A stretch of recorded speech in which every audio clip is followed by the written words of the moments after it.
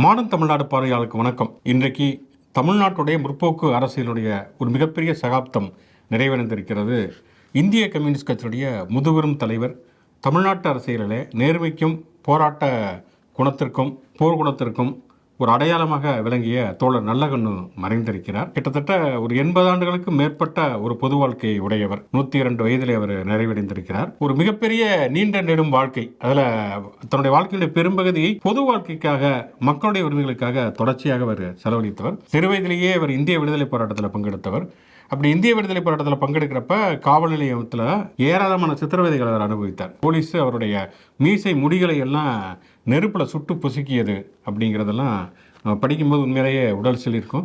பிறகு இந்திய கம்யூனிஸ்ட் கட்சியில் இணைந்து தீவிரமாக செயல்பட்டார். அவருக்கு 1900 சுதந்திரத்துக்கு பிறகும் கூட நெல்லை செய்தி வழக்கு அப்படிங்கிற ஒரு வழக்கு கம்யூனிஸ்ட் கட்சி தொடர் மீது போடப்பட்டு ஆயுள் தண்டனை கைதியாக அவர் இருந்து பிறகு விடுதலையானவர். தொடர்ச்சியாக மக்களுக்கான போராட்டத்திலேயே அவர் இருந்தார். மணல் கொள்ளைக்கு எதிராக இருந்தாலும் சரி, சாதி ஒழிப்பு தீண்டாமை ஒழிப்பு போராட்டங்களாக இருந்தாலும் சரி, விவசாயிகளோட உரிமை போராட்டங்களாக இருந்தாலும் சரி, தொடர்ச்சியாக உழைத்தவர். அவருடைய மாமனார் அவருமே ஒரு கம்யூனிஸ்ட் கட்சியினுடைய தலைவர் தான்.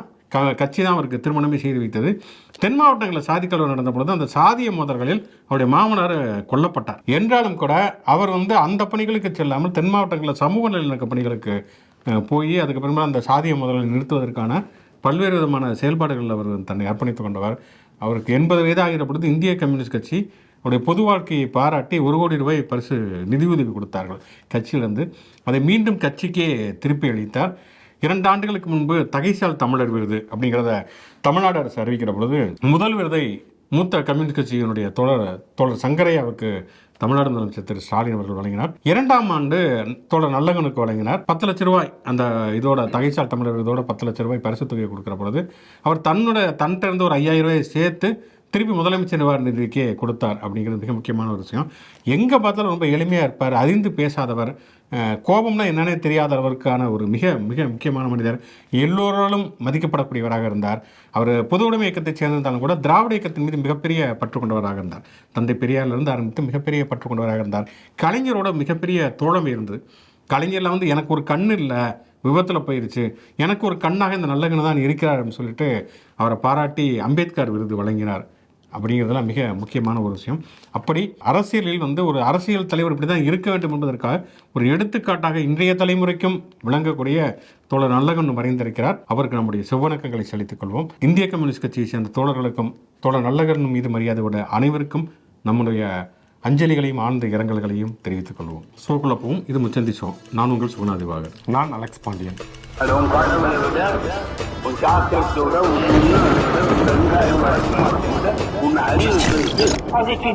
ஒன்றிய அரசு 14 வயதுக்கு உட்பட்ட சிறுமிகளுக்கான கர்ப்பவாய் புற்றுநோய் தடுப்பூசி திட்டம் அப்படிங்கிறது இலவசமாக நாங்கள் வழங்கப் போகிறோம் என்று தெரிவித்திருக்கிறார்கள். அதை நம்ம பாராட்டக்கூடிய அதே நேரத்தில் இதை முன்கூட்டியே இதை நடைமுறைப்படுத்தியது தமிழ்நாடு அரசு என்பதையும் நாம் நினைவில் கொள்ள வேண்டும். ஏன்னா இந்த புற்றுநோய் அப்படிங்கிறது பலரையும் பாதிக்கக்கூடிய ஒன்றாக இருக்கிறது. அப்படி இருக்கக்கூடிய ஒரு சூழலில் இந்த மாதிரியான விஷயங்களை தடுக்க வேண்டும் என்பதில் கவனம் செலுத்துவதுங்கிறது உண்மையிலே வரவேற்கத்தக்க ஒன்று. தமிழ்நாட்டை பொறுத்த வரைக்கும் பார்த்தோம்னா இந்த மாதிரியான சுகாதாரம் ரீதியிலான மருத்துவ ரீதியிலான பல்வேறு விஷயங்களுக்கு தொடர்ச்சியாக கவனம் செலுத்தி கொண்டிருப்பதுங்கிறது மிக முக்கியமான ஒரு விஷயம். கலைஞருடைய ஆட்சி காலகட்டத்தில் பார்த்தோம்னா காக்லியர் இம்ப்ளான்ட் சிகிச்சை திமுகவுடைய அரசில் கலைஞர் காப்பீட்டு திட்டத்தில் கலைஞர் கொடுத்தார். அதாவது காது கேளாதவருக்கு மூளையிலேயே ஒரு கருவியை பொருத்தக்கூடிய ஒரு சிகிச்சை. அது 2020 பின்லேருந்துலேயே இலவசமாக அரசினால் வழங்கப்பட்டது. 2010 கலைஞர் காப்பீட்டு திட்டத்தில் கலைஞர் சேர்த்தார் அப்படிங்கிறத பார்க்குறோம். இப்படி பலரும் கவனத்தில் கொள்ளாத சில நுட்பமான விஷயங்களை கூட கவனத்தில் எடுத்துக்கொண்டு செயல்படுவதில் தமிழ்நாடு முன்னோடியாக இருக்கிறது. புதுசாக ஒரு கட்சி சசிகலா அவர்கள் தொடங்கி இருக்கிறார்கள். இப்போ சுற்றி பார்த்தோம் அப்படின்னு சொன்னால் எல்லா பக்கமும் அதிமுக காரங்களே இருக்கிறத நம்ம பார்க்குறோம். எடப்பாடி பழனிசாமி தலைமையில் ஒரு அதிமுக, அங்கிட்டு போனால் ஓபிஎஸ் தனியாக இருக்கார். இப்போ சசிகலா ஒரு கட்சி தொடங்கிட்டாங்க, பண்டூர் ராமச்சந்திரன் கட்சி தொடங்கிட்டா, அப்படி செங்கோட்டையன் தாவேக்கால இருக்கார். அந்த பக்கம் பார்த்தோன்னா நைனா நாகேந்திரன் அவரும் பழைய அதிமுகக்காரர், அவர் பிஜேபியில் தலைவராக இருக்கிறார் அப்படின்னு சொல்லிட்டு சுற்றி எல்லா பக்கமே அதிமுக காரங்க இருக்கிறத நம்ம பார்க்கிறோம். நேற்று கிட்டத்தட்ட ஒரு 3/4 மணி நேரம் விஜயோட நல்லாவே பேசினாங்க சசிகலா. எனக்கு அவங்க பொதுக்கூட்டமாக ப்ரெஸ் மீட்டானே தெரில பல சம்பவங்களை அவங்க எடுத்து வச்சுட்டு பேசினாங்க. குறிப்பாக வந்து எடப்பாடி பழனிசாமி தனக்கு ஏன் துரோகம் செய்தார் அப்படிங்கிற கதையெல்லாம் விரிவாக பேசினாங்க. ஜெயலலிதா அவங்க என்னன்னா வந்து எம்ஜிஆருக்கே நான் தான் ரயில்வே கேட்டில் கை காட்டினேன் அப்படிங்கிற மாதிரி அரசியல் ஆலோசகர் நான் தாங்கிற ரஜுக்கு ரொம்ப காலமாக சொல்லிட்டு இருக்காங்க. எம்ஜிஆருக்கு உண்மையிலேயே சசிகலா யாருன்னு தெரியுமான்னு கூட தெரியல. எம்ஜிஆர் இறந்ததற்கு பிறகு ஜானகி அணி ஜெயலலிதா அணிங்கிற 2 பிரிந்த பிறகு ஜெயலலிதா வந்து அரசியலில் தலையெடுக்க கூடாது என்று சொல்லி சீனியர் அமைச்சர்கள் நினைத்தார்கள். அந்த காலகட்டத்தில் ஆர்.எம். வீரப்பன் போன்றவர்கள்லாம் அப்ப அந்த வண்டியில வந்து தள்ளி விட்டப்ப சசிகலா நினைச்சாங்க, என்னைக்காவது ஒரு நாள் இந்த அம்மாவை முதலமைச்சராக்கி இவங்களெல்லாம் வந்து அவங்க வீட்டுக்கு வர வைக்கணும் அப்படின்னு சொல்லி நான் சபதம் போட்டேன் அப்படின்னு சொல்லி ஒட்டுமொத்த சபதத்தை அவங்க எடுத்துக்கிட்டாங்க. ஜெயலலிதாவோட சபதத்தை வந்து அவங்க டேக் ஓவர் பண்ணிட்டாங்க அப்படிங்கிறத பார்க்குறோம். அதற்கு பிறகு அதாவது என்னென்னா, எனக்கு விருப்பமே இல்லைங்க அந்த அதிமுக பொதுச் செயலாளர் ஆகணுங்கிறதுல, எனக்கு விருப்பமே இல்லைங்க முதலமைச்சர் ஆகணுங்கிறத. எல்லாரும் வற்புறுத்தி கேட்டனால வேறு வழியே இல்லாமல் நான் வந்து அந்த கட்சியினுடைய பொதுச் செயலாளராக மாறினேன். அதுக்கப்புறம் முதலமைச்சராக மாறினேன். அதுக்கப்புறமேல் பார்த்தோம்னு சொன்னால் வந்து திடீர்னு வந்து தீர்ப்பு வந்துருச்சு ஜெயிலுக்கு போகணும் அப்படிங்கிறப்ப இவங்க என்ன சொன்னாங்கன்னா வந்து இந்த கட்சி வந்து இன்னும் ஆட்சியை வந்து ஸ்திரப்படுத்தணும், யாரையாவது முதலமைச்சராக்கிட்டு ஒரு வாரம் டைம் கொடுத்தீங்கன்னா நான் வந்துடுவேன் அப்படின்னு சொன்னாங்களா. இல்லை நீங்கள் நாளைக்கே ஜெயிலுக்கு போகணும் அப்படின்னு சொன்னாங்களா.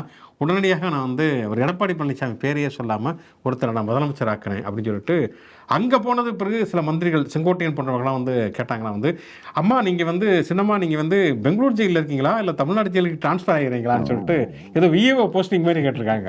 அதுக்கப்புறம் இவங்க சொன்னாங்களா வந்து, இல்லை நான் இங்கேயே இருக்கேன் நான். ஏன்னா அவங்க மறைமுகமாக என்ன சொல்கிறாங்கன்னா, தமிழ்நாடு சிறையில் வந்தால் நான் கொலை செய்வதற்கு கூட முயற்சி செய்திருப்பார் எடப்பாடி பழனிசாமிங்கிறத மறைமுகமாக சொல்கிறாங்க. ஆனால் உண்மையிலே அங்கே வந்து ஷாப்பிங் போகிறதுக்கு ரொம்ப ஈஸியாக இருந்துச்சுன்னு தான் பெங்களூரில் இருந்தாங்கிறது எல்லாருக்கும் தெரியும். அதுக்கப்புறம் என்னன்னா எடப்பாடி அது ஒரு திகில் கதை மாதிரி இருந்தது. எடப்பாடி பழனிசாமி அங்கே இருக்கிற ஆஃபீஸர்லாம் கையில் போட்டுட்டு தினம் ஒரு பயங்கரமான சோதனைகளை சசிகலாவுக்கு கொடுத்தார் அப்படின்னாங்க. நம்ம அந்த சிசிடிவி ஃபுட்டேஜ் பார்க்குறப்ப அப்படிலாம் ஒன்றும் இல்லையே அப்படின்னு தோணுச்சு. சுடிதார்லாம் போட்டு அள்ளிக்கோன்னு சொல்லிட்டு அவங்க பாட்டுக்கு ஹேண்ட்பேக் எடுத்து போட்டு ஷாப்பிங் போனது அப்படிங்கிறலாம் பார்த்தோம். கடைசியாக என்னன்னா வந்து இந்த கட்சியினுடைய கொடியை இவர்கள் அறிமுகப்படுத்தி இருக்கிறார்கள். அண்ணா, எம்ஜிஆர், ஜெயலலிதா இருக்கக்கூடிய அந்த கருப்பு சிவப்பு வெள்ளை கொடியை வந்து ஆரம்பித்திருக்கிறார்கள். கட்சியோட பேரை மட்டும் பின்னாடி சொல்லுவோம் அப்படிங்கிற மாதிரி சொல்லியிருக்கிறார்கள். ஆக மொத்தம் தமிழக தேர்தல் களத்திற்கு புதிதாக ஒரு அரசியல் கட்சி, அதுவும் அதிமுக வந்து உடஞ்சு இன்னொரு கட்சி உருவாகி இருக்கிறது அப்படிங்கிறத பார்க்குறோம். வழக்கமாக எந்த தேர்தல்னாலுமே வந்து முன்னாடியெல்லாம் நடிகர் கார்த்தி வந்து ரெகுலராக அது மாதிரி பண்ணுவார். அவர் எங்கே இருக்காரு என்ன பண்ணுறாருன்னு நமக்கு தெரியாது. தேர்தல் தேதி அறிவிக்கிறாங்க அப்படின்னாக்க கிளம்பி வந்துடுவார் டாடாஸ் மூலம் மிஸ்டர் சந்திரமோகன் அப்படின்ட்டு வந்துட்டு ஏற்கனவே இருக்கிற கொடியை கொஞ்சம் மார்ஃபிங் பண்ணுவார், மாற்றுவார். கட்சி பேரை வந்து முன்னாடி பின்னாடி இந்த ஃபார்வேர்டுங்கிறத ஃபார்வேர்ட் பண்ணுவார், பேக்வேர்டு பண்ணுவார் அப்படின்ட்டு 2 சீட்டு வாங்குவார், 4 இடத்துக்கு பிரச்சாரம் போவார். அப்புறம் தேர்தல் முடிவு அன்னைக்கு கூட அவர் எங்கேயும் இருக்க மாட்டார், கிளம்பிடுவார். அந்த மாதிரி இப்போ இருக்கிற பிரதான கட்சிகளே உதிரி கட்சிகளாக வந்து புது கட்சி ஆரம்பிக்கிறது, கொடி அறிமுகப்படுத்துறது அப்படின்ட்டு அந்த ரோலை வந்து எடுத்துக்கிட்டு செய்கிறாங்க. ஆனால் வந்து இதனால சசிகலா ஒரு கட்சி ஆரம்பிச்சனால அந்த கட்சியில் யார் இருக்கா, அவங்க வந்து எங்கே போய் நிற்பாங்க, அவங்களுக்கு ஆதரவு இருக்கா, ஓட்டு வாங்குவாங்களா அப்படிங்கிற கேள்விகளுக்கே போகிறதுக்கு முன்னாடியே வந்து இது எல்லாமே வந்து உதிரியாக வந்து எடப்பாடியை பலவீனப்படுத்துறதுக்கான வேலையாக தான் தோணுது. சசிகலாவே அவங்க பேச்சில் வந்து சொல்கிறாங்க, ஓபிஎஸ் தர்மயுத்தம் போனார், நான் வந்து முதலமைச்சராக இருக்கிற இடத்துல நான் வந்து மாற்றப்பட்டேன், அதுக்கப்புறம் எடப்பாடி பழனிசாமி தன்னிச்சையாக செயல்பட்டார், இது எல்லாத்துக்கும் அழுத்தம் தான் காரணம், ஒரு இடத்துல இருந்து அழுத்தம் வந்துகிட்டே இருந்துச்சுன்னு ஓபிஎஸும் முன்னாடியே ஒத்துக்கிட்டாரு. ஆமா பாஜக சொல்லி தான் நாங்கள் எல்லாம் செஞ்சோன்ட்டு. சசிகலாவும் இப்போ எல்லா இடத்துலையுமே வந்து பாஜக தான் பின்னாடி இருந்துச்சு அப்படின்னு சொல்லிட்டாங்க. இப்போ அதை தொடர்ந்து இப்பயுமே வந்து அதிமுகவை பலவீனப்படுத்துகிற வேலைகளை அப்போ ஆரம்பித்த பாஜக இன்னமும் விடலை. இந்த மாதிரி ஒவ்வொருத்தரையா கட்சி ஆரம்பிக்க சொல்லி கூட்டணியில் சேர்த்து பிரித்து அப்படின்ட்டு இப்போ அதிமுகவை இன்னும் பலவீனப்படுத்துகிற வேலையை குறிப்பாக எடப்பாடி பழனிசாமியை காலி பண்ணுற வேலையை வந்து இந்த சம்பவங்கள்லாம் தொடர்ந்து செய்யுது. சசிகலாவுடைய இந்த கட்சி அல்லது வாக்குகள் அப்படிங்கிறது எவ்வளோ வாங்குவாங்க அப்படிங்கிறது நமக்கு தெரியாது. விஜய் எவ்வளோ வாங்குவான்னு தெரியாது. அவர் வந்து 82% வாங்கி பாண்டிச்சேரி கேரளா வரைக்கும் ஜெயிப்பார் அப்படின்லாம் சொல்கிறாங்க. சசிகலாவை பொறுத்த வரைக்கும் என்னென்னா வந்து நீங்கள் சொன்னது மாதிரி முக்குளத்தோர் வாக்குகளை சேரடிப்பது அதிமுகவிற்கு, அதாவது எடப்பாடி பழனிசாமி தலைமையிலான அதிமுகவுக்கு முக்குளத்தோர் வாக்குகள் மொத்தமாக போய் சேர்ந்து விடக்கூடாது. ஏன்னா டிடிவி தினகரனை மிரட்டி இந்த கூட்டணிக்குள்ளே கொண்டு வந்துட்டாங்க. இருந்தாலும் அந்த வாக்குகள் வந்து போயிடக்கூடாது அப்படிங்கிறதுல சசிகலா வந்து ஒரு ரிவெஞ்ச் எடுத்திருக்காங்க அப்படின்னு சொல்லலாம், பழி வாங்குவது அப்படிங்கிற ஒரு விஷயம். இப்போ என்னென்னா வந்து அதனால தான் நேற்று எடப்பாடி பழனிசாமி அவசரமாக 10,000 ரூபாலாம் அறிவித்தார். வீட்டுக்கு 10,000 ரூபா, குடும்பத்துக்கு 10,000 ரூபான்னு கருணைத்தொகை. அதுக்கப்புறம் கருணைத்தொகைங்கிறத வேறு மாதிரிலாம் அவர் பெயரை எல்லாம் மாற்றினார். ஒரு பக்கம் பார்த்தோன்னா எடப்பாடி பழனிசாமிக்கு அள்ளு விட்டுருக்கு அப்படின்னு சொன்னால், இன்னொரு பக்கம் டிடிவி தினகருக்குமே அள்ளு விட்டுருக்கு அப்படின்னு சொல்லலாம். ஏன்னா வந்து அமமுக வந்து போன தேர்தலில் வந்து அதிமுகவுடைய முக்குளத்தூர் வாக்குகளை அமமுக பிரித்தது, இந்த தடவை அது போயிடக்கூடாது அப்படிங்கிறதுக்காகத்தான் பாஜக டிடிவி தினகரை மிரட்டி இந்த கூட்டணி கொண்டு வந்திருக்கு. இப்போ அமமுக ஓட்லையும் பாதியை சசிகலா எடுத்துருவாங்களோ அப்படிங்கிற ஒரு பயம் டிடிவி தினகரனுக்கும் இருக்கிறது. இவ்வளவு நாள் சசிகலாவை ஆதரித்து கொண்டு வந்த தினகரன் இப்போ பார்த்தோம்னு சொன்னால் வந்து நேற்று கேள்வி கேட்குறாங்க வந்து அதெல்லாம் ஒன்றும் முடியாது, அவங்களாலாம் ஒன்றும் பண்ண முடியாது அப்படிங்கிற மாதிரியான நம்ம கடுமையான விமர்சனங்களே அவர் சசிகலா மீது வைக்கிறார் அப்படிங்கிறத நம்ம பார்க்குறோம். இது ஒரு பக்கம் அப்படின்னு பார்த்தோம்னா, இன்னொரு பக்கம் டிடிவி தினகரன் நாங்களாம் ஒற்றுமையாக தான் இருக்கோம், நாங்கள் தான் வந்து எம்ஜிஆருடைய வாரிசு, ஜெயலலிதாவோட வாரிசு அப்படின்னு சொன்னால் கூட எடப்பாடி பழனிசாமியோட நாங்கள் வந்து இந்த பங்காளி சண்டை அப்படின்லாம் ஒரு பக்கம் சொல்லிக்கிட்டு இருந்தாலும் கூட தொகுதி பங்கீடு பேச்சுவார்த்தை நான் வந்து எடப்பாடி பழனிசாமியோட பேச மாட்டேன், பிஜேபியோட தான் நாங்கள் பேசுவோம் அப்படிங்கிறார். அப்போ இங்கே இருக்கக்கூடியது அதிமுக கூட்டணியா பிஜேபி தலைமையிலான கூட்டணியா அப்படிங்கிற கேள்வி இருக்குது. என்னதான் தேசிய ஜனநாயக கூட்டணின்னு பேர் இருந்தாலும் கூட தமிழ்நாட்டை பொறுத்த வரைக்கும் ஒன்று திமுக தலைமையிலான கூட்டணி அல்லது அதிமுக தலைமையிலான கூட்டணி. திமுக அந்த கூட்டணியில் வந்து தொகுதி பங்கீடு பேச்சுவார்த்தையை முடிவு பண்ணும், அதிமுக முடிவு பண்ணும். இதுதான் யதார்த்தமாக இருக்கக்கூடிய ஒரு விஷயம். இப்போ கூட பார்த்தோம் அப்படின்னு சொன்னால் வந்து தொடர்ச்சியாக திமுக தொகுதி பங்கீடு பேச்சுவார்த்தை நடத்துகிறாங்க. மனிதநேய மக்கள் கட்சியிலிருந்து ஆரம்பித்து இந்திய யூனியன் முஸ்லீம் லீக் கட்சியிலிருந்து தொடர்ச்சியாக பண்ணுறாங்க. காங்கிரஸ் வந்து 27ஆம் தேதிக்கு மேலே பேச்சுவார்த்தை நடத்துவதாகலாம் அறிவித்திருக்கிறார்கள். அப்படி இருக்கக்கூடிய சூழலை அதிமுக தமிழ்நாட்டில் ஒரு கூட்டணி, ஆனால் பிஜேபியோட தான் வந்து கூட்டணி பேச்சுவார்த்தை அப்படின்னா அது என்ன? 35 தொகுதிகள் வந்து பிஜேபி இவங்களோட அதிமுக கேட்கிறது அப்படின்னு சொல்கிறாங்க. 35 தொகுதிகள் அவங்க தகுதிக்கு மீறிய ஒன்று. இப்போ 4 எம்எல்ஏ தான் இப்போதைக்கு இருக்கிறாங்க. அப்படி இருக்கக்கூடிய சூழலில் இந்த 35 தொகுதிங்கிறது டிடிவி தினகரனுக்கு சேர்த்தா இல்லை அவருக்கு தனியாக ஒரு 5 சீட்டு 10 சீட்டு வாங்கி தருவாங்களா அப்படிங்கிற கேள்வியுமே மிகப்பெரிய கேள்வியாக இருக்கிறது.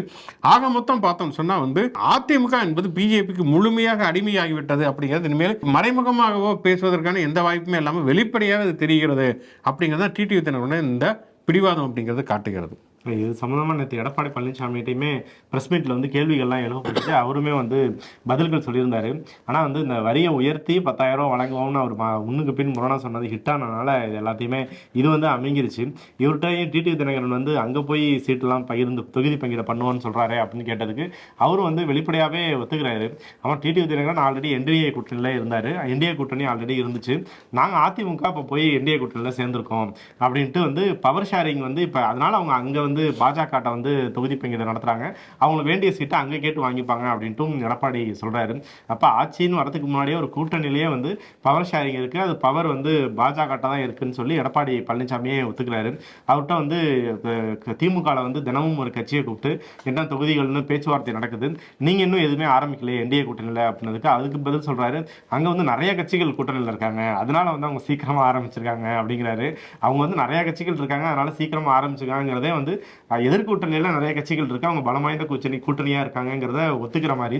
ஆனா அவர் அதை வந்து ஆப்போசிட்டா எடுத்து நாங்க வந்து மினிமமா லிமிட்டா இருக்கோம் அதனால லேட்டா ஆரம்பிப்போம் அப்படின்ட்டும் பேசிக்கிட்டு இருந்தாரு பிரஸ் மீட்ல. மோடி இன்று இஸ்ரேலுக்கு கிளம்பியிருக்கார். 2 நாட்கள் சுற்றுப்பயணமாக இஸ்ரேல் இருக்கார். இஸ்ரேலுடைய நாடாளுமன்றத்தில் உரையாற்றப் போகிறார் அப்படிங்கிற மாதிரியான உறுதி செய்யப்பட்டிருக்கிறது. ஒரு பக்கம் பார்த்தோம்னு சொன்னால் வந்து கடுமையான கண்டனங்கள் மோடியுடைய இஸ்ரேல் பயணத்திற்கு கிளம்பி இருக்கிறன.